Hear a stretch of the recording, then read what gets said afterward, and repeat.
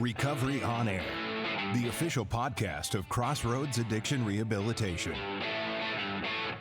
Candid discussion about addiction and recovery with the people who have lived it, along with input from experts on the journey from struggle to triumph. Laugh, cry, and be inspired.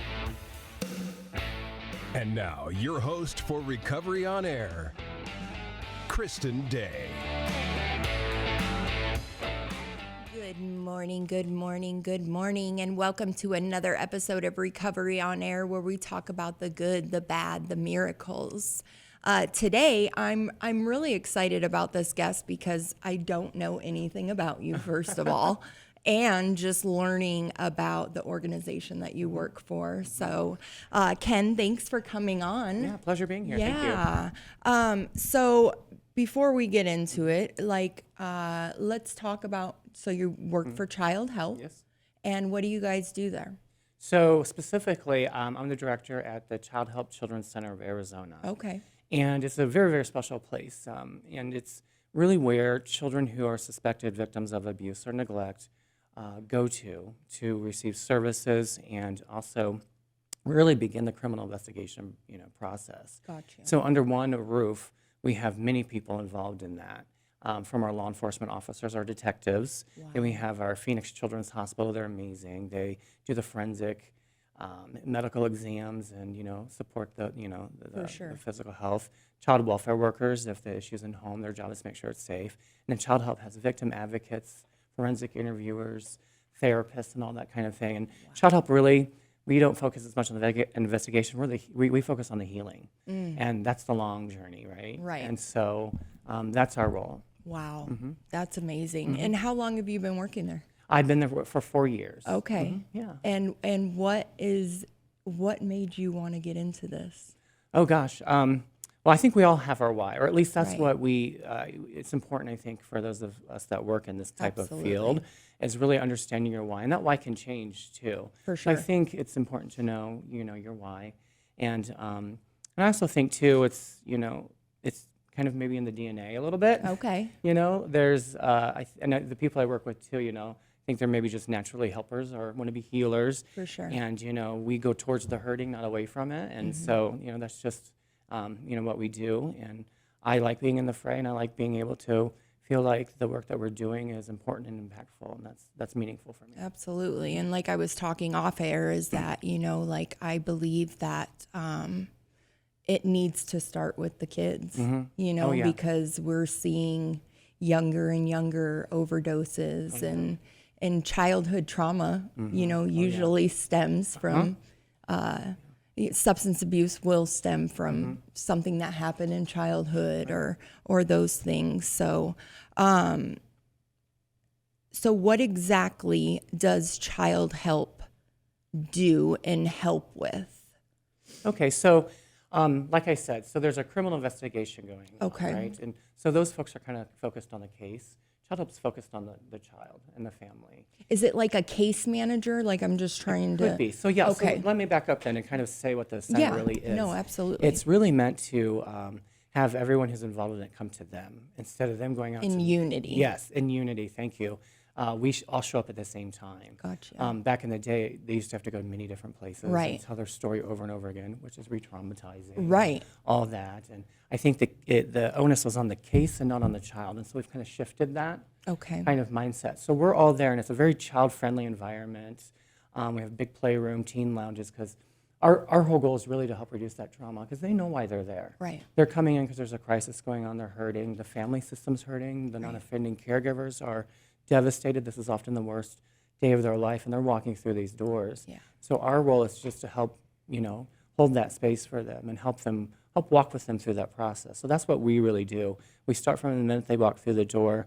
Kids can go in the playroom, and we have people who just engage with them and help them relax and feel at ease and play and that sort of thing, because they're going to be interviewed by a forensic interviewer, and they're going to have medical exams and things like that. So those can be unzipping experiences. So. What age do you deal with children? So 0 to, all children, so 0 up to 18. But we 18. also do work with some vulnerable adults, and also adults where the abuse happened in maybe childhood or what's common is sometimes you see like an outcry, and then all of a sudden 7 other people like that happened to me too, you know, when they realize, oh wait, I'm holding this by myself, but I'm seeing this happening to others, and I'm willing now to step into the fray and, you know, help fight for justice. Wow. Wow. And you said you've been doing this for 4 years? Yes. Wow. But I've dedicated really my whole, you know, career to nonprofit work with children and young adults and things. Yeah. So not everyone that you sit with, these stories, you know, day in and day out. What made you choose this, though? Like, what made you choose this line of work? Okay. Well, like I said, we all kind of have our why, you know, and I was able to see the impact of intervention and its ability to stop cycles. Generational family cycles of bad stuff. Absolutely. And so, you know, I was witness to that. And I don't make this my story because, you know, I don't want to take it away from the work that we do, right? I gotcha. But that's kind of, you know, that was kind of it. And I was like, oh, this is really powerful. Yeah. And this is something that I want to be a part of. So I wrote a letter to myself when I was in 9th grade, and I said, this is what I want to be when I grow up, and I'm doing it. And I did not change that from that. So, yeah. That's amazing. So how often does substance abuse play a role in the cases that you see? It's quite significant. I can take, you know, in those cases, I'll look at our clinical, our work that we do where we get to know the kids and their family system better. It's about 70% have some type of substance use disorder, substance use is somewhere in the family dynamic. But that doesn't necessarily mean that the substance use directly, you know, relates to abuse. Okay. But what we do know is that substance abuse in the home is, in and of itself, is an adverse childhood experience. And I don't know how much you talk about it on your podcast, but all the time. Yeah, so it's an ACE, right? And so it can lead to you know, unsafe environments, and we can talk. I'd like to talk more about that later. Absolutely. But and just, you know, kind of poor you know, supervision. Like, you know, a case of a mother, she passed out, blacked out, and the baby dropped the baby, and the baby had really severe head injuries. For so sure. it's just a wide range of things, and neglect and all that sort of stuff. So it's definitely there. Yeah. Well, and I'm very vulnerable. I share my story all over, and I was one of those mothers. I chose men and drugs over my kids, and there was a lot of neglect, and there was domestic violence that my kids seen, and you know, so that trauma and dealing with those things, it's hard, you know, but I have been able to open up in these last 8 years of sobriety and really put it out there, because I don't think it's talked about a lot because of the guilt and the shame as a mother, you know, but I own it. And I only hope and pray that what I'm doing in my life now, it makes my kids proud. So thank you for sharing that too, because at Childhelp as well, we don't pass judgment. Gotcha. And, you know, you know, all this, because what does that help? Right. That does nothing for nobody. Right. Good. And actually, too, even any caregivers, even the non-offending caregivers that come up with, are dealing with things of guilt and shame and, oh, this happened to me, how could I have let this happen? Right. And really, you know, our victim advocates, it's really their role is just to sit there and help hold it for them emotionally, you know, and love them, help them go on their path of treatment too. And we've really shifted kind of our treatment models and what we do too. We definitely work with the kids, but unless we change the child's environment, what are we really doing? And so we're really bringing more of a systemic approach. We're really working with caregivers. I love that. I really love that, because I do believe like the environment is absolutely a big deal. I feel that therapy for the family and those things as well, if you don't heal those. Right. Well, I'll tell you something, excuse me, I'm quite proud of. Like when I first came, my background is marriage, family, child therapy, so I'm definitely a systemic viewpoint here. But we were working with the kids, you know, doing psychoeducation with the parents and some family stuff. But I would see caregivers in our lobby, and we know it's, you know, it's intergenerational many times. And many of these caregivers have their own, you know, trauma symptoms and from child abuse or violence and stuff.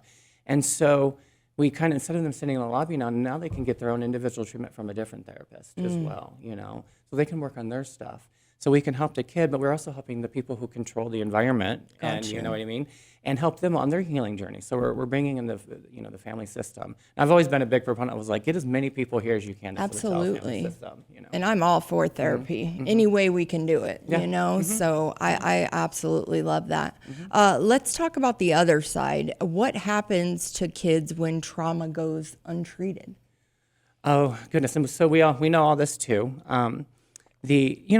I wrote a paper, but also for a grant to substance abuse prevention, because I'm trying to tell people what we do is substance abuse prevention. Absolutely. It is the trauma work that we are doing is substance abuse prevention, because we know that, and this is kind of my why too, being upstream. Yes. I don't want to work with people who are older. I want to work with the kids where we can do stuff, For sure. and do the prevention stuff. We know that kids who have experienced high trauma not only have a higher risk of substance abuse disorders in adulthood, but it also lowers the age of onset of substance use. Gotcha. And we know that and what we hear from folks, and as you know too, it could be a way of medicating themselves, a way to cope with, the anxieties or the hypervigilance and all that kind of stuff. And so I think, for young people in this situation, it's not really, it's the attempt to, it's a coping skill attempt. It's not an attempt to party. Right. Yeah. Are you seeing a lot more cases with fentanyl and all of that? Can we touch on that? Yes, and it's that issue really touched me a lot, because I want to say back in 2022 and 2023, it was really quite bad. It is lowering. There's some that I see from our perspective, but I'm seeing cases come in, and I get the cases and I read them, and I'm hearing about babies being in the ER with fentanyl in their system. And I'm like, what's going on there? Right. And in 2023, we investigated 60 cases of babies with fentanyl in their system. And from what we could see, it's no adults giving them a drug, right? Right. But it's in their environment. Right. It's this cute little blue pill or something, and they're crawling around. And they're crawling around, for sure. And so early identification of the symptoms is really important. But we've seen tragedy. Absolutely. And that was really touching me, because it was also an education for parents. It could have been something as simple as, like, they had a teenager in the house who brought drugs in the home, and it got there, and the parents didn't even know this was going on. Or an uncle, these are real cases. An uncle came in and brought it into the home, or the caregiver themselves are, it's in their environment. Yeah. So, and it was just really touching, and just to see the kind of damage, physical damage, like long-term lifetime damage it did to some of these babies. How long do you guys, I guess, deal with them? Like, how long are they a part of Childhelp? Yeah, that can vary for anyone. Okay. So some people come and, they meet with a victim advocate, and we follow up, and, and then, they move on. Some, want us, to longer-term treatment through, like, the criminal court case, which could take a really long time, right? And that in and of itself is traumatic. We want justice. We want swift, action to happen, but sometimes that doesn't happen. So we're here to help with that. And so yeah. It can just vary. It can just really vary. And the kids that we work with in our trauma clinical treatment, the average is about 11 months. Okay. But up to 2 years or more, and some some less. So everyone has their own journey. Do you meet with the parents as well? And that's what I was talking about, is like addressing these issues and helping not just the child, but you're helping the parent as well. Because if we don't address these things and we don't help, what's going to get better? Right. You know what I mean? Yeah. So, wow, that's, it's hard, especially with the kids these days too, because like I said, we're seeing them younger and younger. I know of a girl, her mom found her 12 years old.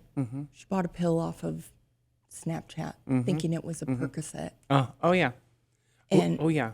And a sergeant hit this home for me too. A sergeant who had teenage children. There's more to it than that too. So there was definitely an awareness campaign that needed to happen around this. Teenagers do experiment with drugs. That's just known, whatever. And yes, there's always going to be the risks of overdoses, alcohol, and all that kind of stuff. But fentanyl to the equation really ups the thing of death. And I've seen and I've known children who have died, and in this line of work, but also in my previous line of work, young mothers even, and so the education too was like, okay, it could be in like 1 in 4 of the street drugs, not even identified as fentanyl. And we know it's not regulated by any means, right? So the dosage could be, wildly high. And so that was just a whole new layer of anxiety, I think, for parents as well. It's like you can experiment with, certain substances, but there very likely could be fentanyl in it. Absolutely. And it's very, very deadly. Absolutely. Very, very potent. I mean, it's so scary out there right now. Like, I even tell people, if you're smoking weed, buy it from a dispensary, because people are lacing everything. They certainly are, yeah. You Our local law enforcement, they would say that they could see when a bad kind of batch came into town, like there would be overdoses everywhere in a certain area or something like that. So I'm really into. So I just did a seminar with MCSO actually, and convenience store heroin is what they call it. Okay. So people are buying.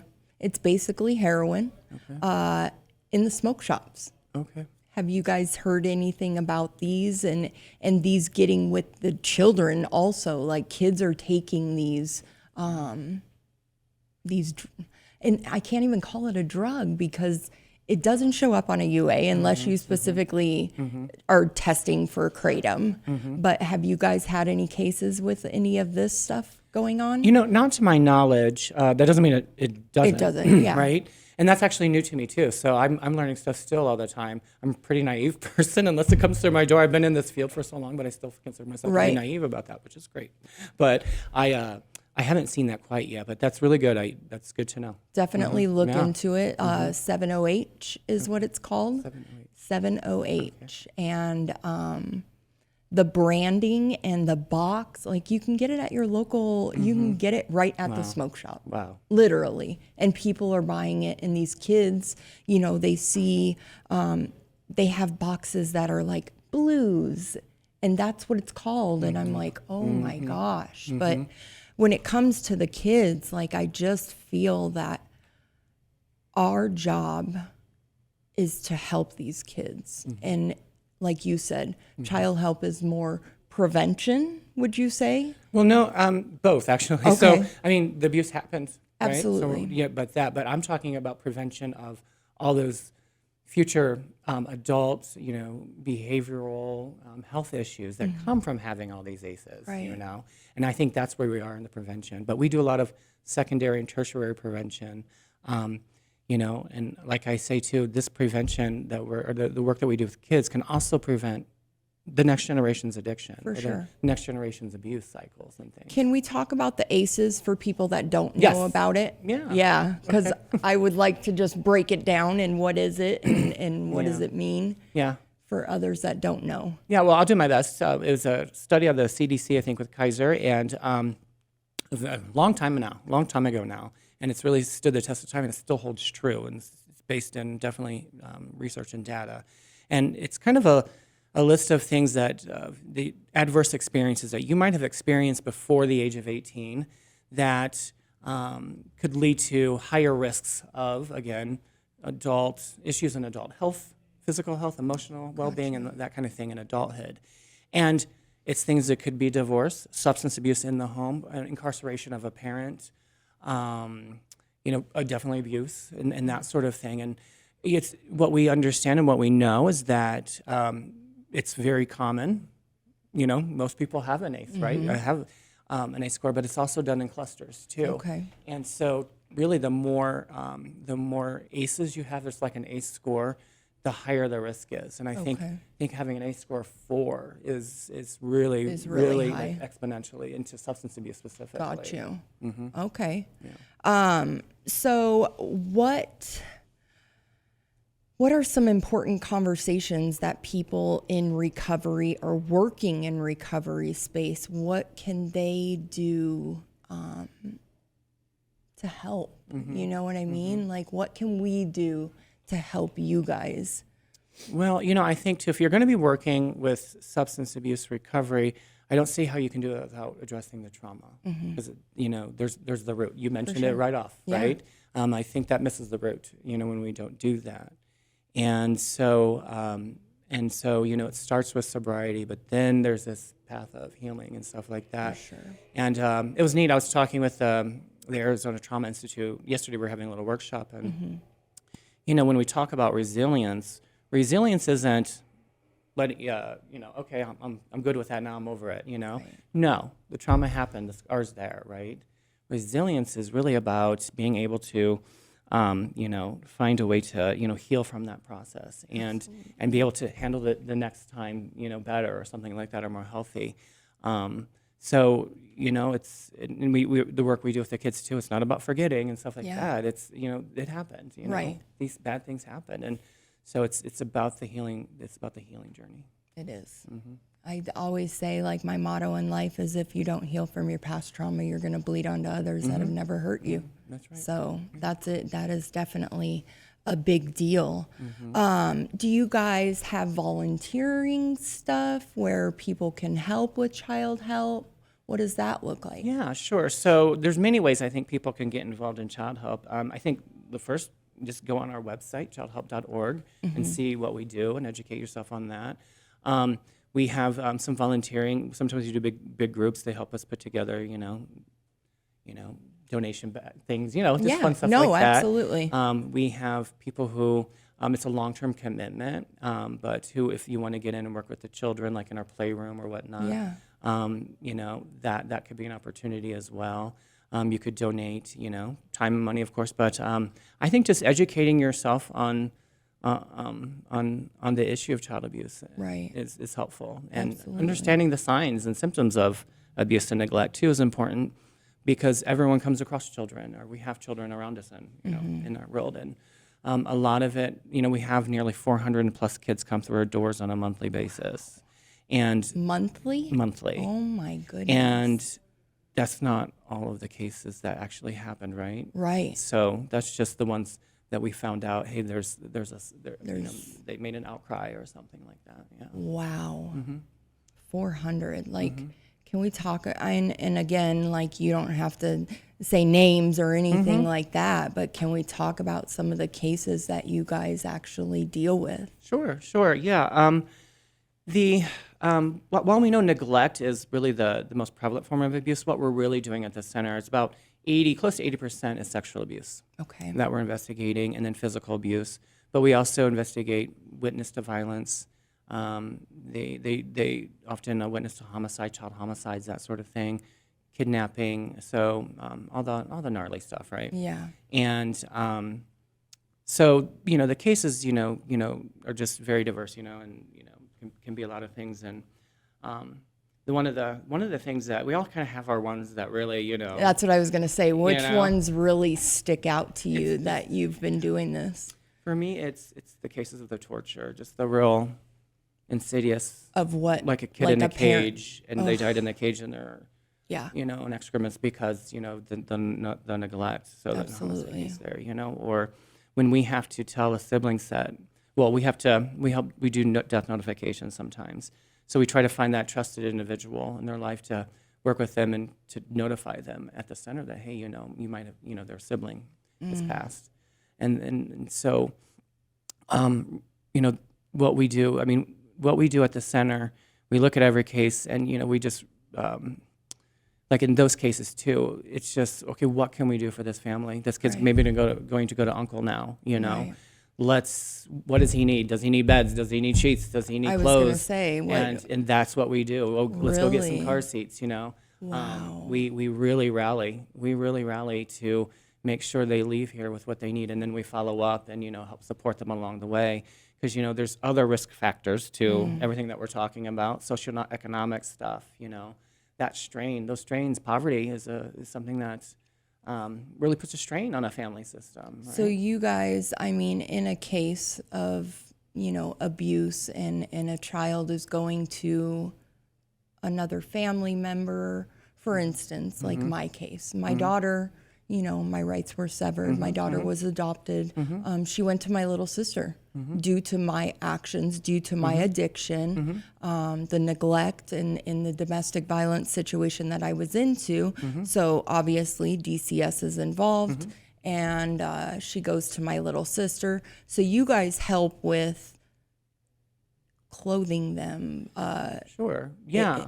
All those things. Yeah, anything that we can do. I'll give you an example. Just last week, Okay. child welfare workers, we had a girl who, I got to be careful here, but she had a dad out of state somewhere, but hadn't seen him in a long time. Mom was a suspect in this, not a lot of supports here. So she was within 48 hours of actually going to a group home and pretty much entering the system. Gotcha. But there is a supportive parent out there. Okay. And, low income, like how he could get here, he'd have to drive in, but he was asking like, how do we get gas cards to this person? And blah, blah, blah. And I'm like, why don't we just fly him and then fly him here and then have her and then fly them back, and get them, and I gave them, $50 gift cards so they could have lunch at the airport that day. Because I'm like, let's do that. It's going to be a lot more expensive to be in a group home. And we don't want kids to enter the system. Right. If we can keep them with someone who loves them, that is really our goal, because we also know through the ACEs there's protective factors, and we know too through research and everything that one of the most powerful things in a child's life is that one supportive adult, right? For sure. And I'm a big proponent of this. I do not collude with the idea that no one loves their child.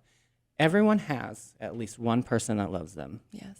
Everyone does. For sure. And it's our job to help find them. We may not know who they are. They may not know who they are. Right. But that's our job. We've got to find them. And that I think gives the biggest long-term benefits than almost anything that we do. No, absolutely. So again, I don't want to get into too much where I can get you in trouble, but I just have questions like that parent not being in their life for so long, and then all of a sudden it's like, okay, well, this is happening, so this parent comes in and I should clarify, maybe not physically recently, but definitely was in their life. Yeah. Gotcha. So Okay. Because that just makes my mind think like, and I've seen it before where, the addiction takes over, the mom and all of a sudden the dad comes in and he hadn't been in their life for years, maybe talked here and there, but, oh, by the way, for instance, my husband, so my bonus son was, he was taken by DCS and we had the opportunity to get him. But for like a year and a half, his baby's mom was using the baby as a tool or a pawn. So, my husband couldn't see him until it was convenient for her. And then we had an opportunity to get him at 3 years old, and he hadn't been consistent in his life for, the year and a half, 2 years. So moving forward to that, it's like, it was a lot going into it. Yeah. But we had some support with DCS and getting into, parenting groups and stuff like that, and preparing us for what we were getting into. Yeah. And then, God felt that it was fit and we got full custody of him. So things like that. Do you see? Yes. Oh my gosh. Yes. And attachment issues, from your nonverbals to people who can speak, the attachment issues and stuff that, we work with that substance abuse can have an impact on child abuse and stuff like that too. We see the reunification is really important. And it does take work too sometimes. Absolutely. It really does. Yeah. I've worked even outside of Childhelp in my experiences working with kids in the foster care system. I don't care how bad their childhood abuse was or whatnot. Many of them, when they turned 18, and they hadn't seen their parents were removed, but they turn 18, they're trying to find their family system. For sure. It is so important. It is. It is so important. There's just so much. It's so important to know like where you came from. Yeah. Who is your mom? Right. What happened to her? Yeah, we see that a lot, Gotcha. We do. Yeah. And sometimes too, it's about even working with kids who are like maybe like when I was working with kids on the streets, trauma and substance use, right? Yeah. All there. They burnt bridges with many of their family members. And, one of the things, and they just felt like I'm alone, no one's going to take me. And yes, they burn a lot of bridges. But we could get the family system together. We could, let's get grandma over here in the room. Let's get uncle, let's get brother and sister. No one wants you to, they don't want to, no, you can't live in our house right now. Absolutely. But we could get them to make agreements. Like, okay, maybe you can go to grandma's for Thanksgiving, and dad will buy your work clothes and stuff, or brother will take you to work, and that we can do those kinds of things. And so there's just so much we can do as helpers to make reconnections and support the system. We are very much, and I say this enough, we're victim-centered or person-centered. Okay. That means they're the experts on their lives. We don't tell them what to do. We are there to support them and follow them and help guide and support, right? Yeah. But people know their lives, and that's how we are. They're the ones they're the drivers. Yeah. And they're going to leave here driving anyway, so, For sure. Their life. So. Can we talk about the work that you guys do with the police departments, law enforcement? Yeah. I mean, what does that look like? I love working with the law enforcement. So we at Childhelp, we serve all of the law enforcement agencies around the county, but we're co-located with Phoenix Police Department. Okay. And it's such a big problem. They have their own unit. It's called the Crimes Against Children's Unit. Got you. And it should be about 50 detectives, and we have like 6 or 7 sergeants and a lieutenant. So it's quite the operation. Right now we're about 34, and that's probably where it's going to be. There's a hard recruitment into PD, but that's a whole other thing. So these guys are hard workers. These men and women are really hard workers. Right. And one thing that's really touched me in working at Childhelp is, and kind of challenge some of my own biases maybe coming in, and is just how much, many of them just really do care about the children that we're serving. And, we all of us in that center, we all have a goal. We want to see justice happen, right? And we want to see healing. And that's what we're there for. So we work with them, like our victim advocates. If we have a family like, I can't get a hold of my detective, they can walk down and be like, call them. You know what I mean? Or we do a lot of co-working. We don't pick up the phone and email. We go to each other's desks. You know what I mean? And it's just much more real time. We know the cases as they together, because we're working side by side. So the information they have is information that we have by and large, and they can come to us and be like, this family, we didn't know, like this family has this need. We need a victim advocate to go out there and help them. Wow. So it's very collaborative, and it's a great culture there, and it really has to be. And that's something we focus on too, is the wellness of those who help and the helpers. Yeah. Can we talk about the human trafficking and sex trafficking? Do you see a lot of that? Yeah, so that is actually handled too in a different kind of area, but we do that sometimes. I have experience in that field outside of this center, but that is I could talk a long time about that kind of stuff and my experiences there. It's a very serious problem.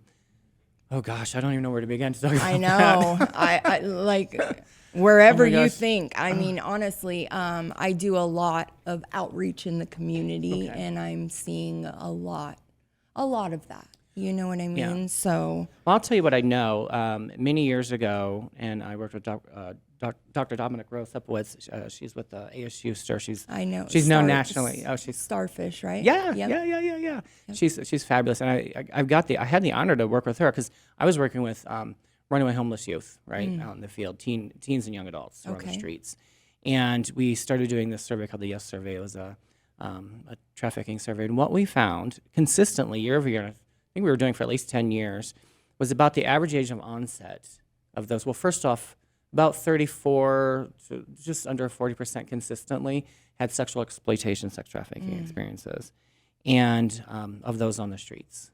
And from that group, what we understood was that the average age of onset was about 13 years old, 14. Yeah. And we were able to kind of compare too the life experiences and kind of the ACEs and stuff and the trauma stuff with those who homeless and not human trafficked versus those, and there was definitely on the human traffic side the trauma symptoms, the behaviors, the health problems, all that was significantly much higher. So it starts young. I was recently I got the honor to go to Interpol in France to talk about our model at Childhelp.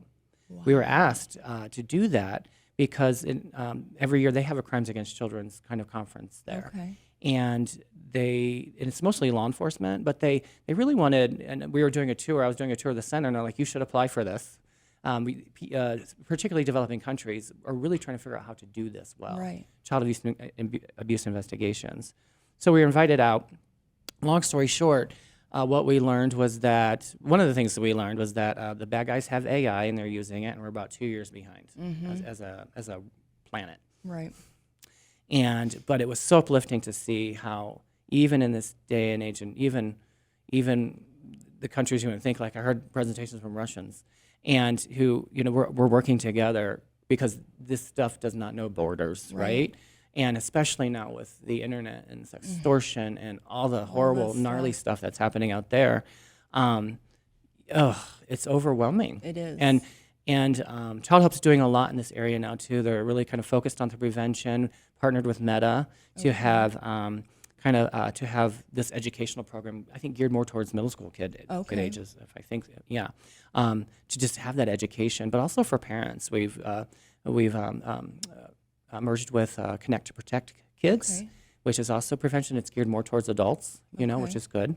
And community members that come across, children. So we're doing a lot in that area, and we can only get better and grow. Yeah. And even our laws are now, what do we do with AI? Depictions of child sexual abuse material. It's really scary. It's horrifying. Yeah. One of the days I went back at the hotel and I took a shower because I was just so mentally exhausted. And physically. I can only imagine. And physically. Yeah. Yes. I can only imagine just working in this field, because the kids, and like I said, us just being there and helping these kids so that they don't have to go through some of the things that we went through growing up and all of that. Yeah. So it's a very different landscape. It is. And access to children is just so much, has increased so much too. Right. So, Speaking of Dominique, did you hear about the thing that they're starting to do in MCSO in Estrella? They're going to be doing like a human trafficking thing where they're going in and doing therapy with inmates. Oh, wow. Okay. And stuff like that. So I'm super excited to, because I go into the jails, into the prisons and take meetings in there, but a lot of the times, you deal with the sexual abuse and sex trafficking and all of that. So I'm excited to see the data that's going to come from all of that as well.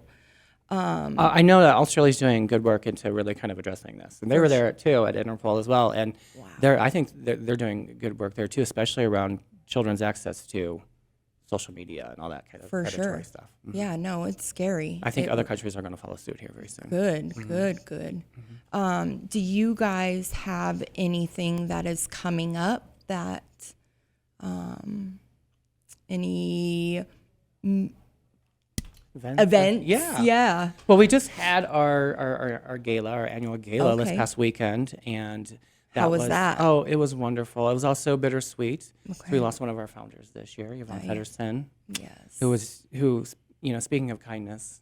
Yeah. She was always just so kind. And absolutely. She permeated that, and it was always nice to see her. And Sarah, Amara, when they come to the center, you can tell they just love children, because the minute they see a child, you can just see the love there. And there's a lot of love there, and that's something that we try to, really make sure that we are giving, when we're there. So you guys are a nonprofit? We are a nonprofit. Yes. Okay.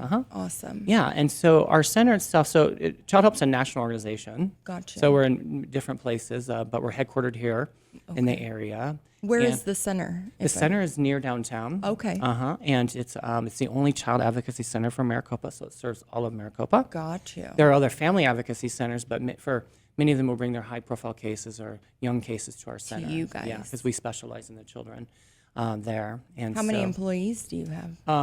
Overall, like the whole operation, there's about 150. Okay. Yeah, and the Childhelp component, we're a small but mighty team of about 30.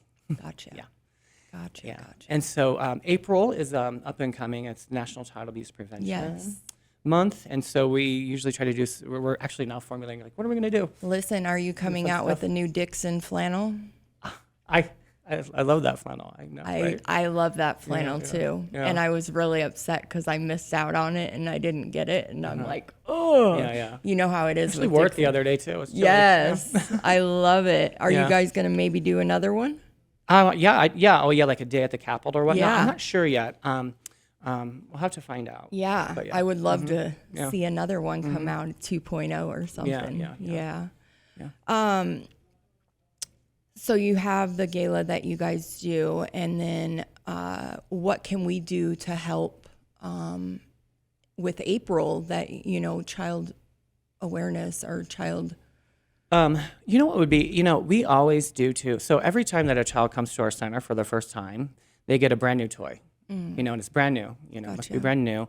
And we give them when they leave. So it's just another special way that they could feel like, Absolutely. or they become birthday presents, or whatnot. For sure. Or it's Christmas time and we have a family that needs, we'll wrap up Christmas presents. So we just have a lot of toys, but we have to fundraise, or we have to, not fundraise, but we have to do toy drives and things like that. So clothing, and brand new clothing. Gotcha. Sometimes their clothes are evidence, so we have to always have clothes on there. They're going to a family and they need clothes, or it's back to school time, and Right. Mom, whatever reason, So it's always important to have brand new clothes and shoes. So those are tangible things. And I think that we get people just drop it off at our center, and sure. that's really meaningful. Yeah. The holiday time is when we get about 90% of our donations. Okay. But it was rough this year, I think. Yeah. Anecdotally, I think we didn't get as much. So. And this is not something I have a budget for. So, Okay. So doing that kind of thing. Gotcha. If you're there, always donation. You can go on and donate to Childhelp and go on childhelp.org. Okay. And that sort of thing. I'll make sure that it gets inputted in the website and everything Yeah. gets. So they can definitely donate to the website. There's a link on there and everything. Okay. Yeah. And if they want to drop off stuff, where can they drop Yeah, off? I think the best thing would be to communicate through the website. Okay. So that way we can say, hey, this would be the best location for you. Got you. And that way we can kind of vet it a little bit. And then, but yeah. What are some things in the future that you're hoping to do with Childhelp? Is there anything that you guys are working on that? Yeah, there's a lot we're working on. But Really? I'll talk about my center. Like I said, though, the organization's moving more towards, I think, prevention as a value, because we want to stop it before it happens. Yes. And that's where, my heart is too. We do, out of the center, we do parent workshops. Like, we talk about ACEs. Yes. We talk about the protective factors. We do PACS Family Tools. We talk, we use actually evidence-based kind of curricula to help, parents and young parents or support them. And that's prevention. We go out to community events and fairs and things like that and give them information, talk to them about what we do. So we're out there. So that's an area that I would like to see increased. I think, continuing to expand our clinical services are really important. Believe it or not, it's not that easy to find like trauma therapy for children 0 to 5. Right. And, historically, because it's like a verbal thing, right? Play therapy How do and all you... that. So, but there is evidence-based, and we do know, just because a child, and 10 to 15% of our children who come to the center are under the age of 5. Oh my God. Because they're the most vulnerable, too. Right. They are the most vulnerable. Right. Because they have, one, they can't communicate and stuff, but also, like, they're 100% reliant on their caregiver. So... They do, and they are victims of abuse, and they may not be able to verbalize it, but it is experienced through attachment and through the body and all that kind of stuff. So we're doing work now, evidence source, to work with the families and young kids too in that clinical area. So yeah. Okay. Well, I just, like I said, it definitely needs to start with the kids. Do you ever come across women that are pregnant and that are addicted and stuff like that? And yeah. And I'll give you my information because I'm definitely getting into that part of all of it and letting people, especially with women that are pregnant and using and stuff like that, just giving them a safe place of non-judgment. Yes. And letting them know, especially younger ones as well, teen moms and stuff like that. Yeah. Just letting them know that they're not alone. And, I too was a teen mom, and I too used while I was pregnant. but you're not alone in this. Yeah. And there's nobody judging you. Like, we just want to love on you. Right. And so I really appreciate you just coming on here and sharing, Childhelp. Can you tell us your website one more time? Yes, it's childhelp.org. So child and then HELP.org. Awesome. And if they need to find you, they can. They can. There's a way you can communicate through email. I get communications from there. So that's usually just the easiest way. Yeah, no, versus for saying a number sure. or a location. But For sure. Yeah. Is there anything else that you want to talk about before we close out? I guess, again, thank you for the opportunity. Absolutely. This is the way that this is helpful. That, Yes. Just sharing the message of what we do is really impactful. And then, this is an issue I think that, everyone cares about, right? For sure. In the community. And, just if you want to help support our mission, Childhelp's been around for a long time. It's led by... How long have you guys been around? Since 1964, I believe, was when, I think that's the date. So. Wow. Yeah. Yes. And you said that you guys are nationwide. Yes. Yeah, we're in several other states too. Gotcha. And we do different things: prevention, relative care.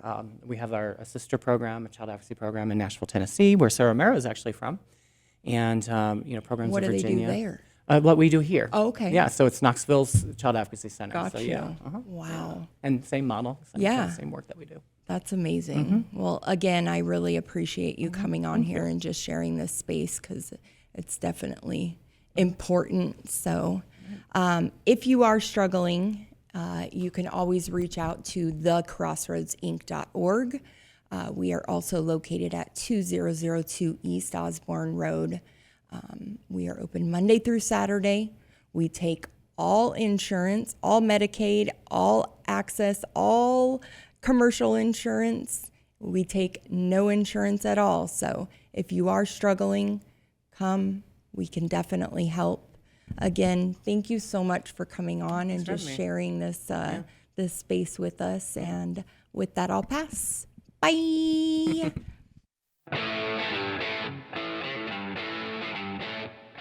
Thanks for listening to Recovery on Air, the official podcast of Crossroads Addiction Rehabilitation, with your host, Christin Day. Join us next time as we continue our candid discussions about addiction and recovery.